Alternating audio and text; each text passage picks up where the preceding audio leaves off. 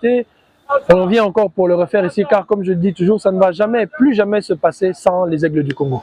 Écoutez, nous, on va retourner au niveau de la jeunesse ou de la fondation de ce que nous faisons. Ce que nous faisons, nous, c'est que nous voulons former des joueurs, mais nous voulons former aussi des humains utiles à la société. Donc ça va de la pratique du football, mais aussi de la pratique au niveau éducationnel. Donc c'est un mélange des deux que nous voulons mettre en avant, et le football, ça fait partie de tout ça. Donc après tout, il y a le football, donc on est là pour jouer au football. Alors, les Aigles du Congo, la vision, comme je dis, c'est de pouvoir, nous, avec la politique en interne, puisque le projet sportif est basé sur une longue période, c'est sur du long terme, mais la politique en interne reste le développement du talent congolais. Nous croyons fortement au talent congolais, pas qu'à Kinshasa, hein, même dans les 4 coins de la République démocratique du Congo, nous croyons en ces talents-là. L'objectif, c'est de les mettre en avant, aller les dénicher là où ils sont, parce que lorsque vous regardez l'histoire aujourd'hui de l'Afrique, on parle de Ndaye Mutumbula qui voit débute ses premiers pas footballistiques, pas à Kinshasa, mais à l'intérieur du pays. Donc nous croyons qu'il y a encore d'autres Ndaye enfouis et cachés quelque part. D'où justement les tests de détection que nous avons eu à tenir ici à Kinshasa. C'est dans cette optique et dans cette vision de pouvoir donner la chance et sortir des oiseaux rares comme on a bien pu en trouver.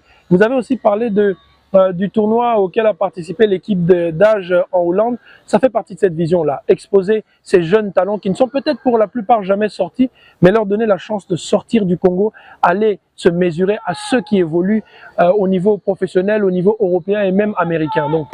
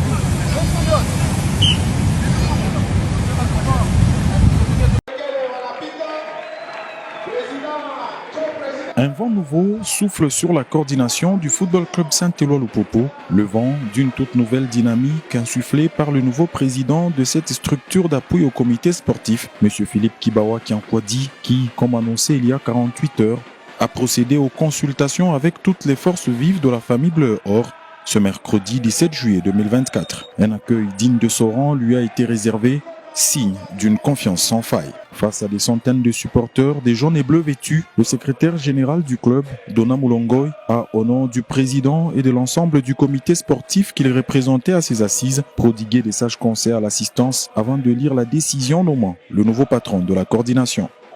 Leo iko siku ya furaha na fasi peko furaha panaonekanaka. Tulipenda leo kuwapresente president wetu wa sasa washie bote ba supporter. Tuna mu devoir accompagnement na tuna mu devoir heshima kwa sababu ndio président wetu wa ba supporter. Est nommé président de la coordination des supporters du FC Saint-Éloi Lupopo, Monsieur Philippe Kibawa Kiankwaji. Tumupigie mikono président Philippe Kibawa. Na ile décision iko signée par le président du comité sportif wa équipe yetu, son excellence Jacques Kiabula Kato. Na ile madécision yote yenye kunakamatiwa na président ni mususi ya équipe yende kumbele. Prenant la parole immédiatement après, M. Philippe Kibawa a d'abord transmis les hommages les plus déférents au président du club, son excellence Jacques Kiabula Katoué, à qui il a plu de porter son choix sur sa personne. C'était avant de donner son projet axé sur le sérieux, le travail et l'honnêteté, le tout dans la stricte application des orientations du boss. Minapenda kwanza mazungumzo yetu kupikia mbele aksanti president wa club. Njua nini kupikia aksanti? Kumonesha kama hii lourde responsabilité anatupatia, hii confiance analeta, inapasha na mimi peke nirudishe loyauté. Voilà pourquoi président wenu wa coordination anamurandre mahommage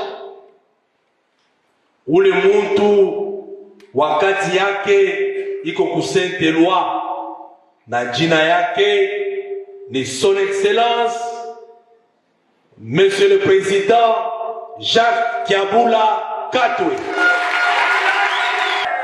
Nisipendake bongo bantu weko hapa wanamuyua Kibawa Kiankwaji anapendaka vitu ya kunyoloka.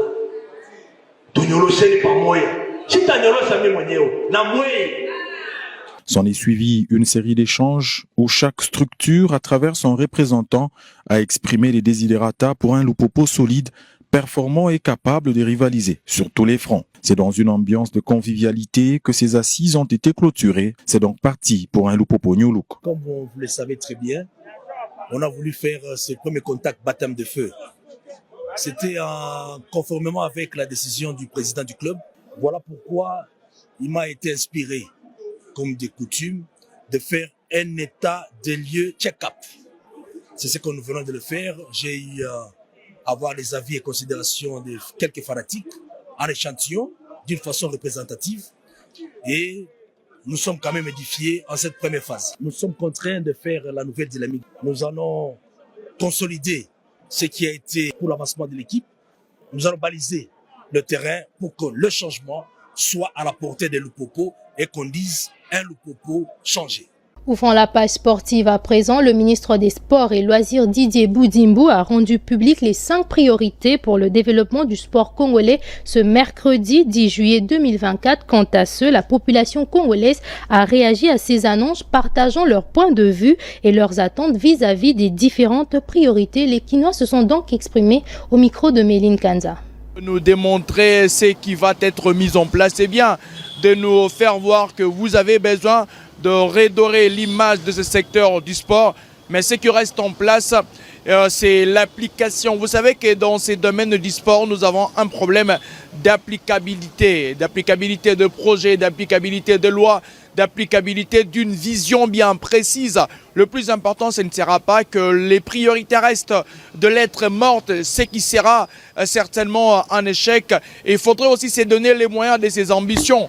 Parce qu'on peut beau parler, c'est vrai, tout ce qu'il a est mis en place comme priorité doit être accompagné par un budget colossal, un budget conséquent. Et est-ce que par la suite, après avoir étalé les différentes priorités, nous allons nous rencontrer, nous serons face plutôt à un problème de budget? Est-ce que le ministre ne va pas se plaindre par la suite que, ben voilà, il avait besoin de refonder ce secteur, il avait besoin d'élaborer sa vision, mais voilà, il n'a pas eu le moyen de ces différentes ambitions. J'ai vu cette publication, j'ai vu cette liste de projets, de belles intentions qu'a le ministre des Sports, Didier Boudimbu, je me permets de les citer avec le sport congolais.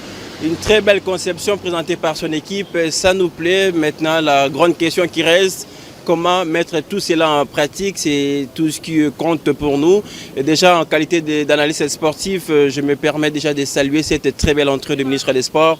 En tout cas, j'applaudis pour cette entrée remarquable. Le ministre a commencé par cette tournée réalisée à Kinshasa avant de prolonger au Congo central, dans le but évidemment de ressusciter les installations sportives qui autrefois étaient abandonnées. Il y a certaines même qui ont vu les travaux commencer et s'arrêter.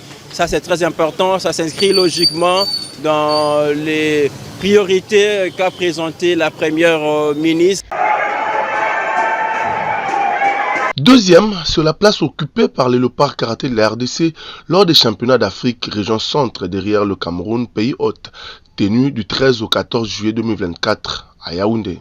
Les fauves congolais sont rentrés du pays des Paul Biya par les Beach Ngobila avec une moisson très satisfaisante de 19 médailles, soit 6 en or, 7 en argent et 6 en bronze. Quoi de plus normal que ces léopards soient accueillis en héros avec un carnaval motorisé à travers les grandes artères de Kinshasa avant de chuter au centre sportif de judo de la police nationale congolaise pour le grand bonheur de Mardoché Kwitonda, médaille d'or. Je suis fier de moi et fier de mes coéquipiers. Vu qu'on a travaillé pendant 2 mois pour cette compétition, vu que le championnat d'Afrique centrale, ce n'est pas une compétition facile. On devait aller au Cameroun, battre les Camerounais chez eux. Et ce n'était pas facile, c'est que les Camerounais ils ont un bon public. Il fallait être concentré et très sérieux pour remporter la médaille d'or à cette compétition. Satisfaite du travail produit par ses poulains, Nancy Tchaba n'a pas manqué de livrer ses impressions en qualité de technicien. Le championnat avait un niveau élevé, alors il y avait vraiment la représentativité, comme cette fois-ci 7 pays en tout cas sur 10 ou 9, c'était déjà beaucoup. Alors même le pays qu'on négligeait avant, ils étaient vraiment en forme. Et je tiens aussi à féliciter nos athlètes parce qu'ils avaient aussi leurs oreilles pour nous écouter. Voilà pourquoi nous avons récolté le fruit que nous avons ramené au pays. De son côté, Maître Freddy Lakombo, le président de la Fédération des karaté do du Congo, estime que ce résultat n'est que le fruit d'un travail acharné tout en exprimant sa large satisfaction et sa gratitude à l'endroit des autorités du pays qui n'ont ménagé aucun effort afin d'en arriver là. Nous disons grand merci à tous ceux qui nous accompagnent, grand merci au gouvernement congolais, grand merci à tous ces techniciens qui sont avec nous parce qu'ils mouillent les kimonos, ils mouillent les survêtements pour que nous arrivions à ces résultats. Nous avons pris l'engagement avec le gymnase de la police pour qu'ils s'entraînent ici pendant 18 séances. Donc ça fera 6 semaines de 3 jours en dehors de la préparation physique au stade des Martyrs. Nous croyons qu'à Tunis, le 2 septembre, nous n'irons pas faire piètre figure. De tout ce temps, nous n'avons jamais visé très haut, mais cette fois-ci, nous croyons qu'au niveau africain, nous ramènerons des médailles d'or et ça sera la fierté de toute une nation. C'est sous une ambiance électrique que les festivités se sont clôturées.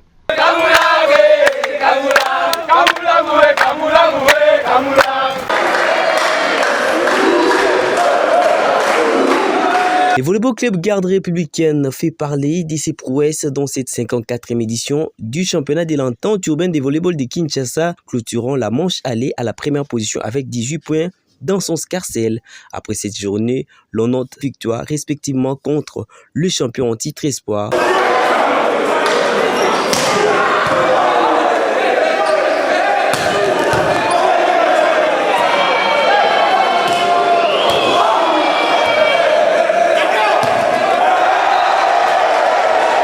les Aigles du Congo.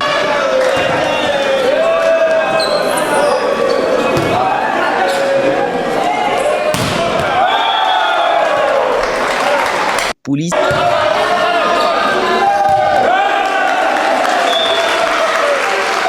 Madaka.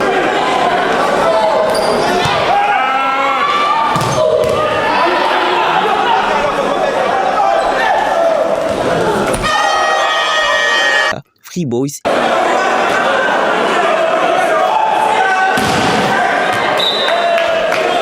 Et Bitia.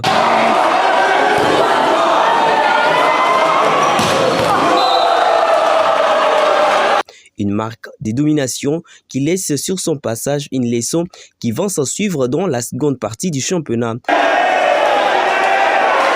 De quoi se résume la série de victoires de la garde républicaine. Clarky Massengo, capitaine de la garde, révèle le mystère de la victoire.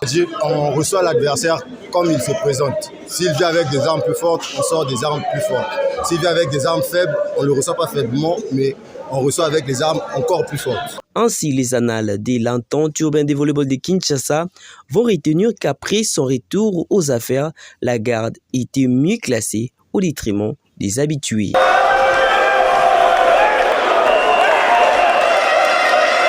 De scabreuse affaire qui nous vient tout droit du Cameroun. C'est en plein cœur de l'Afrique centrale, autant pour moi. Scandale sexuel au sein de la Fédération camerounaise de volleyball. Selon les témoignages de certaines joueuses, 5 filles d'au moins de 18 ans sont enceintes. Les auteurs de ces grossesses seraient les membres de la Fédération camerounaise de volleyball. Ce sourire sur mon visage en dit long avec Raoul Christophe Bia. C'est toujours des surprises. Je vous laisse donc découvrir cette chronique qu'il nous propose. À demain. 5 filles de moins de 18 ans de l'équipe nationale de volleyball du Cameroun sont enceintes. Cette nouvelle aurait pu être banale si les auteurs de ces grossesses n'étaient pas les membres dirigeants de la Fédération camerounaise de volleyball.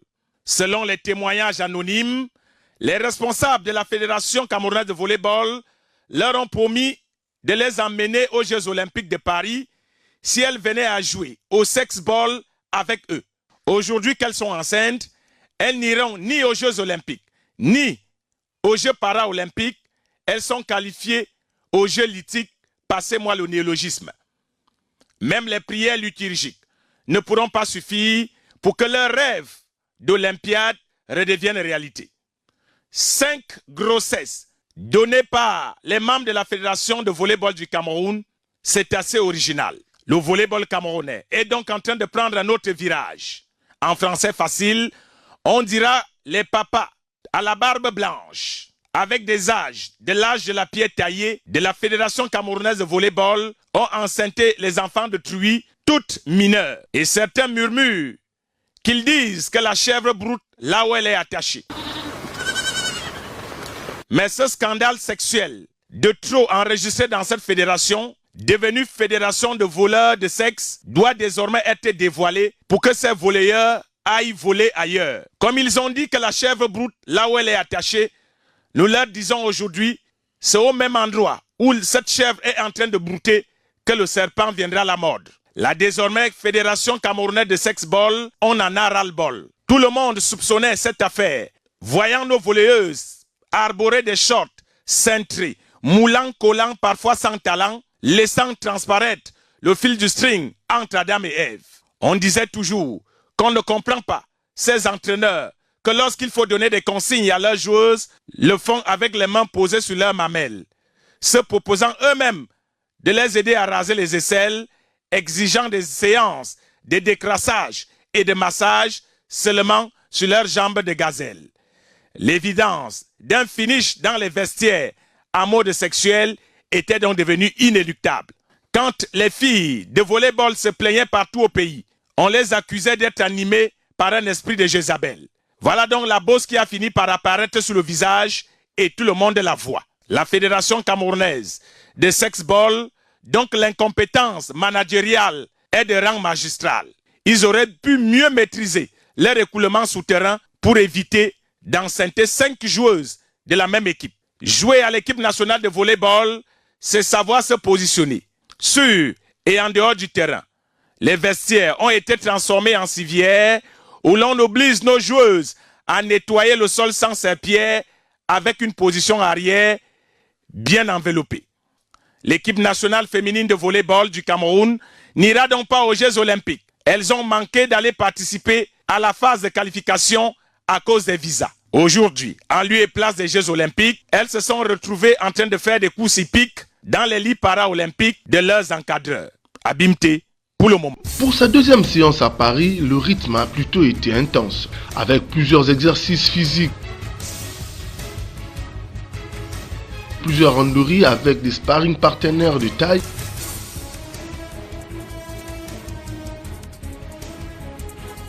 Arnold Kisoka a connu un véritable démarrage dans sa phase de préparation pour les JO depuis des lustres.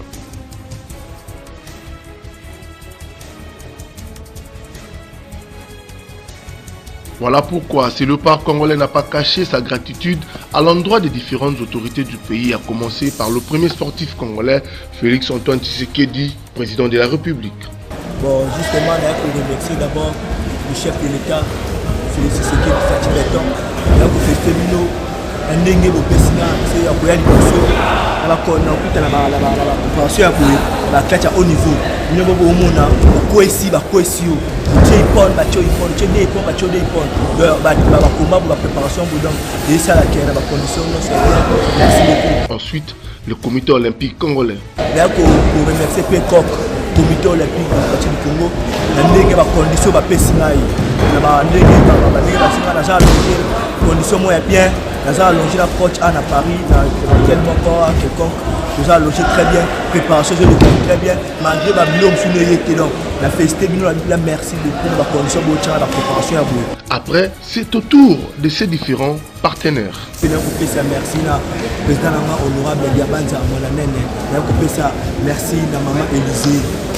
Toujours na partenaire na privé au capital comme la ONU sur le seul pays le plus pratique pour nous.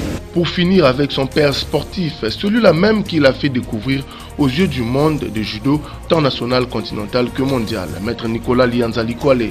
La préparation de la au niveau, il y a un pays où la merci mon président Nicolas Lianza. La coordination merci la marché au PCNA l'opportunité au PCNA où on a que la compétition les gens sont à point pour la qualifier la Jeux olympiques.